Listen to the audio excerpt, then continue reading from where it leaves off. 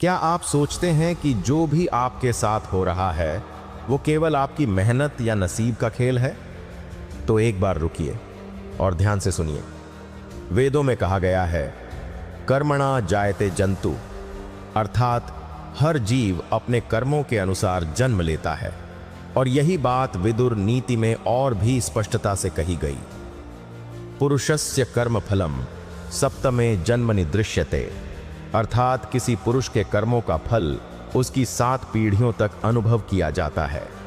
तो जो आपके साथ हो रहा है वो सिर्फ आपके कर्म नहीं हैं, ये आपके पूर्वजों का छोड़ा हुआ ऋण, पुण्य या पाप भी हो सकता है। इसलिए जब आप जीवन में बिना कारण दुख झेलते हैं तो समझ लीजिए आप अकेले नहीं भुगत रहे, आप अपने कुल के कर्मों को भी ढो रहे हैं।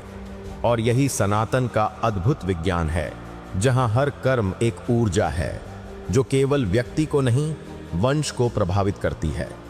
अगर आप इसे समझने में असफल रहे तो आपके साथ जो कष्ट हो रहे हैं वे केवल बढ़ते ही जाएंगे और आप बार बार वही गलतियां दोहराते रहेंगे, जिससे न सिर्फ आपकी जिंदगी बल्कि आपके आने वाली पीढ़ियां भी प्रभावित होंगी। अब आप सोचिए, क्या आप अपने वंश को दुख का उत्तराधिकारी बनाना चाहते हैं या पुण्य का? इसी रहस्य को खोलेंगे आज की इस वीडियो में और समाधान भी दूंगा।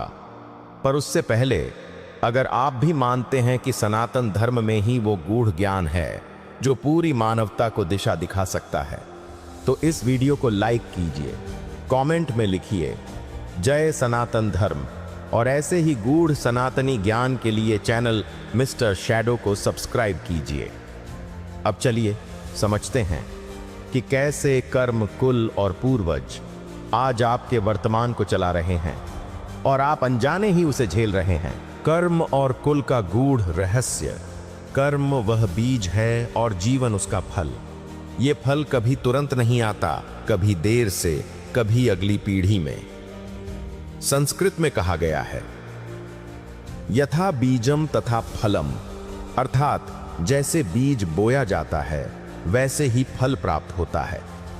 उदाहरण से समझिए, अगर आपके पूर्वजों ने जीवन में नेक कर्म किए, धर्म का पालन किया, तो उसका असर आपको अच्छे वातावरण, बेहतर सामाजिक स्थिति और आत्मबल के रूप में मिलता है।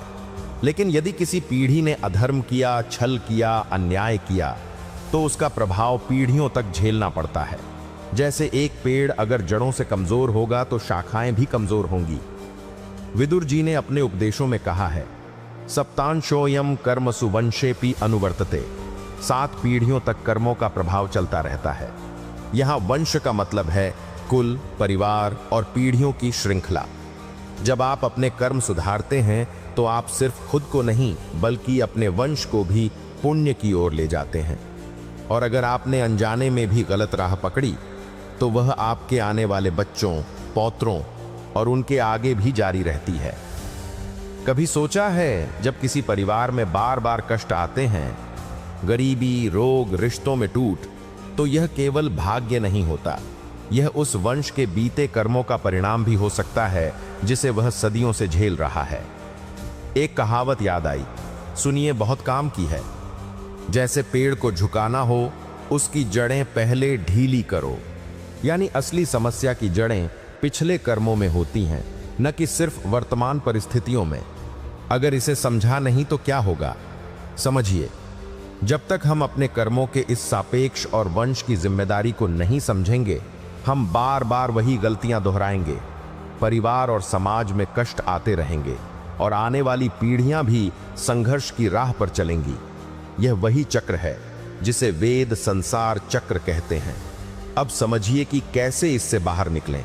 विदुर जी की नीति हमें यही सिखाती है, धर्म और सत्य के मार्ग पर चलो और अपने पूर्वजों के लिए पुण्य का बीज बो, अर्थात अपने कर्म सुधारें, दूसरों के प्रति दया और न्याय बनाए रखें, परिवार में सद्भाव और शुद्धता रखें, और सबसे महत्वपूर्ण, अपने संस्कारों को सही दिशा दें। देखिए, आप अकेले नहीं हैं जो अपने जीवन में संघर्ष कर रहे हैं। यह वंश की लड़ाई है जो आपको मजबूत बनाती है। और अगर आप इस ज्ञान को समझ लें तो आप अपने परिवार के लिए नई शुरुआत कर सकते हैं। आप अपने वंश के लिए वो उजाला बन सकते हैं जो आने वाली पीढ़ियों को अंधकार से बचाएगा। तो आज से जब भी कोई संकट आए, याद रखिए, आपका भाग्य, आपकी मेहनत और आपके पूर्वजों के कर्म तीनों मिलकर आपका जीवन बनाते हैं, और आपके कर्म ही आने वाली 7 पीढ़ियों के लिए मार्गदर्शक होंगे। तो अब जब आप ये जान चुके हैं कि आपकी जिंदगी सिर्फ आपकी नहीं है, ये आपके कुल, आपके पूर्वजों और आपकी आने वाली पीढ़ियों की भी जिम्मेदारी है, तो सवाल सिर्फ इतना नहीं कि आप क्या कर रहे हैं, बल्कि ये है कि आप क्या छोड़कर जा रहे हैं। क्योंकि कर्म आपकी परछाई है जो आपके जाने के बाद भी पीढ़ियों तक साथ चलती है। और अगर ये बात आपके दिल तक पहुंची हो, अगर आपने कभी भी बेमतलब दुख झेला हो या अपने कुल की बेबसी को महसूस किया हो, तो अब वक्त है इस वीडियो को लाइक करें, कमेंट करें। अब मेरे कुल की दिशा मैं तय करूंगा। और मिस्टर शैडो को सब्सक्राइब करें, क्योंकि यहाँ छाया में छिपा है वो ज्ञान जो बदल सकता है आपकी पहचान। अगले वीडियो में हम जानेंगे, क्या सच में हमारे पितृ आज भी हमें देख रहे हैं, और क्या उनका आशीर्वाद या क्रोध हमारे जीवन की दिशा बदल सकता है। आज के लिए बस इतना ही। धन्यवाद।